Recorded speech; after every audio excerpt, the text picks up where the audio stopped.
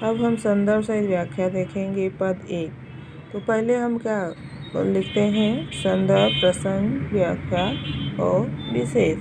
तो पहला क्या है? पद।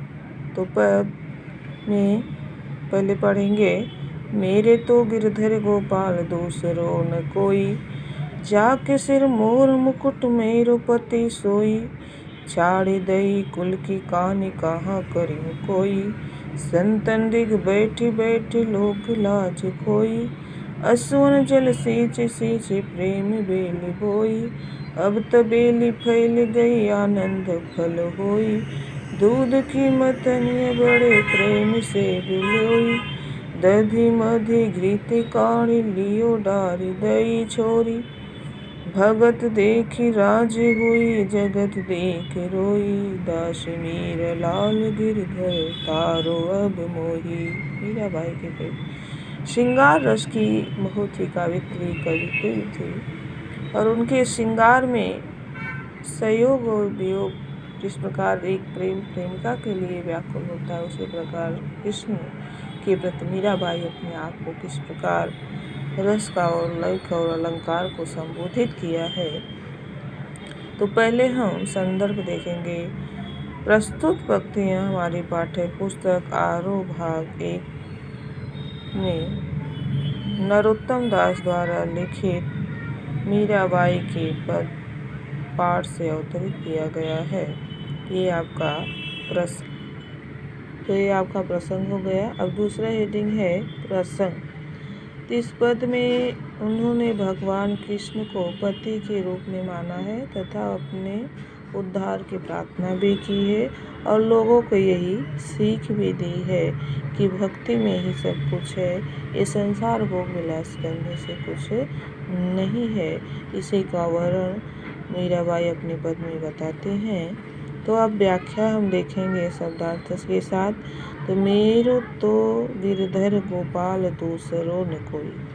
मेरो यानी मेरा कौन करा है? कि मीराबाई। कि मेरे तो केवल गिरधर जो गिर पर्वत को धारण करने वाले गोपाल का शब्दार्थ क्या है? गोपाल यानी गाँव को चराने वाले। दूसरो न कोई, उन्होंने कृष्ण को परिचय देते हुए कहते हैं कि जी गिरधर पर्वत को उठाने वाले हैं और गाय को चराने वाले हैं, वही मेरा पति है और मेरा दूसरा। कृष्ण का परिचय कैसे प्रकार देते हैं कि जिसके सिर पर मोर का मुकुट है और गिर पर्वत को उठाने वाले हैं, गाय को चराने वाले हैं, वही मेरा पति है और दूसरा कोई नहीं है। छाड़ दई कुल की कान कहाँ करे कोई। मैंने क्या कह रही हैं? छाड़ यानी छोड़ दी है, कुल की यानी परिवार की मान मर्यादा कार्य करे कोई, और मुझे किसी प्रकार का लोक लाज मर्यादा का ध्यान नहीं है। संतन दिग बैठे बैठे लोक लाज कोई। और क्या करेंगे कि संतों के भी साधु संतों के बीच में बैठ करके अपनी लोक लाज मर्यादा को खो गई हूँ और मैं असुवन जल सींच सींच प्रेम बेल बोई। क्या करें? आंसुओं के ने कृष्ण को पाने के लिए मैंने कितने परिश्रम किए, कितने लोग मुझे परेशान किए, मेरी आंखों से आंसू की धारा भी किस प्रकार की है, सींचा है इन्हें पाने के लिए प्रेम की बेल, प्रेम बेल बोई। जिस प्रकार फूल को बेल यानी,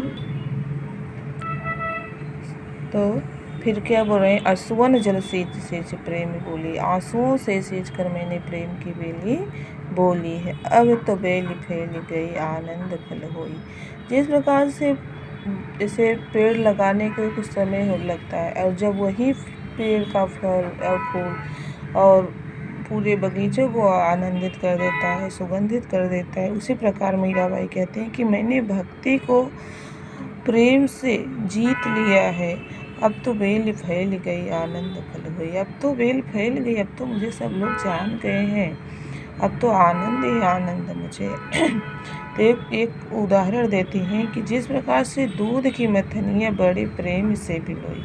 क्या कर रही हैं? दूध, जिस प्रकार से दूध को मथने के लिए मथनियों से मरा, जैसे दधी मधी घृत काढ़ लियो ढार दही छोड़।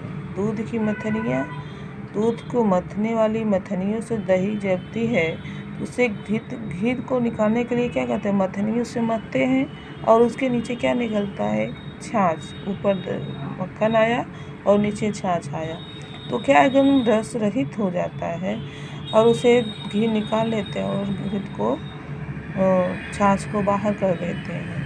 कि मैंने अब कृष्ण के प्रेम को जीत लिया है, अब मुझे कोई कुछ नहीं कर सकता है। डाल दही छोड़ी। अब तो छाछ की तरह लोग जो मुझ परेशान करने वाले तो छाछ की तरह निर्बल हो गए हैं, अब मेरा कुछ कर नहीं सकते। अब तो मैं घृत की तरह अमृत हो गई हूँ। तो भगत देख राज हुई, जगत देखे रोई। क्या करेंगे कि भक्ति जो भगवान को भक्ति करते हैं, कृष्ण भक्ति करते हैं, वे कृष्ण के भक्ति के बारे में जानते हैं, वो भगवान की भक्ति के बारे में उसका सुख आनंद को जानते हैं। और जो संसार देख रोई, संसार जो संसारिक मोह माया के बंधन में बंधे हैं, वे संसार से निकल नहीं पाते हैं और उसी भोग विलास करते हुए अंतिम सांसें लेते हैं। उनको ये संसारिक भोग माया से कभी मुक्त नहीं होते हैं। उससे देखकर मीराबाई क्या करती हैं कि रोती हैं। उन संसारिक मोह बंधन से जो बंधे हैं उन्हें मीराबाई क्या करती हैं, उससे देखकर मुझे रोना आता है। और जो भगवान की भक्ति को देखती हैं उसे देखकर क्या करती हैं, मैं खुश होती हूँ, आनंदित होती हूँ। क्योंकि दास से मेरा लाल गिरधर तारो अब मोह, कि मैं तो भगवान कृष्ण की दासी हूँ और वो उनके ही मेरे गिरधर गोपाल हैं, तारो अब मोही। अब मेरा इस संसार से उद्धार करने वाली वही हैं और मैं तो कृष्ण भगवान की दासी हूँ। और इस संसार से उद्धार कौन करने वाला है, तारो अब मोही। और भगवान कृष्ण गिरधर गोपाल इस संसार से मुक्ति करने वाले हैं। अब इसी शब्द में आपको एक शब्दार्थ हो गया। अब आपको विशेष 2 लाइन में लिखना है कि मीरा कृष्ण प्रेम के लिए परिवार व समाज की परवाह नहीं करती है। दूसरा है, यहाँ अनुप्रास अलंकार है। कहाँ पर अनुप्रास, एक शब्द में 2 वर्ड अक्षर आता है तो वहाँ क्या है, अनुप्रास अलंकार। जैसे गिरधर गोपाल, यहाँ ग 2 बार आया है। मोर मुकुट 2 बार आया है। मेरू यहाँ 2 शब्द है, तो यहाँ क्या है, अनुप्रास अलंकार है। दूसरा है बैठ बैठ सीच सीच, जहाँ डैश आता है वहाँ कौन सा अलंकार है, पुनरुक्ति अलंकार। यहाँ पुनरुक्ति अलंकार का प्रसाद हुआ है। और माधुर गुण है और भाषा क्या है, राजस्थानी मिश्रित ब्रज भाषा, 2 भाषाओं में लिखा गया है। और एक अलंकार और है, मोर मुकुट प्रेम बेली आनंद फल, रूपक अलंकार। यहाँ एक दूसरे के साथ तुलना किया गया कि यहाँ रूपक अलंकार है, तो ये आपको विशेष में लिखना है। दूसरा पद है, पग घुघुरु बाध मीरा नाची, मैं तो मेरो नारायण सो आप हो गई साची। लोग कहे मीरा भई बावरी, नाथ कहे कुलनासी, विष का प्याला राड़ा भेजा पिबत मीरा हासी। मीरा के प्रभु गिरधर नागर सहज मिले अविनाशी। तो मीराबाई क्या कहते हैं, मीरा कृष्ण भक्ति में इतनी प्रेम में दीवाने रहते थे कि वे हमेशा अपने पैर में घुघरू बांध कर नाचती हैं। कि पग घुघरू बांध में, जब पग यानी पैर में घुघरू बांध कर मीरा नाचती रहती हैं। किसके प्रति, भगवान कृष्ण के प्रति। मैं तो मेरे नारायण सो आप हो गए सत्य। क्या कहते, मैं अपने नारायण भगवान कृष्ण की हो गई, सच्ची भक्ति हो गई हूँ, अपने आप को समर्पित कर दी हूँ, आप हो गई साची। लोग कहे मीरा भाई, लोग संसार के लोग क्या कहते हैं कि मीरा तो भगवान कृष्ण के प्रति पागल हो गई है, बावरी हो गई, बावरी यानी पागल हो गई है। और न्यात कहे, कुल न्यात यानी जो लोग हैं, परिवार हैं, वो क्या कहते हैं, ये तो कुल को नाश करने वाली है, ये हमारे घराने के सत्यानाश करने वाली है, ये तो पागल हो गई है कृष्ण के प्रति। तो उसी के प्रति उन्होंने, उनके परिवार वालों ने उनके साथ क्या किया था, विष का प्याला राड़ा भेजा पीवत मीरा हासी। उनके जो देवर जी थे राड़ा सागर ने उनके कि ये ख़त्म हो जाएगी, हमारे परिवार की मान मर्यादा का उल्लंघन करती है, इसको मारने के लिए उन्होंने एक दासी के साथ क्या भेजा था, विषैला। उन्होंने क्या बोला था कि ये भगवान कृष्ण का चरणामृत है और जाके मीराबाई को दे दो और वो कृष्ण के प्रति पी लेगी और वो मर जाएगी। तो जब दासी ने वे कृष्ण के प्रति कहा कि कृष्ण का चरणामृत तो है और इसको पी लो, तो मीराबाई ने कृष्ण का नाम सुनते हुए उसे न समझकर, कृष्ण का चरणामृत समझकर उन्होंने प्रेम पूर्वक कृष्ण के विष को पी लिया और वे पीते पीते हंसते हंस के नाचने लगी।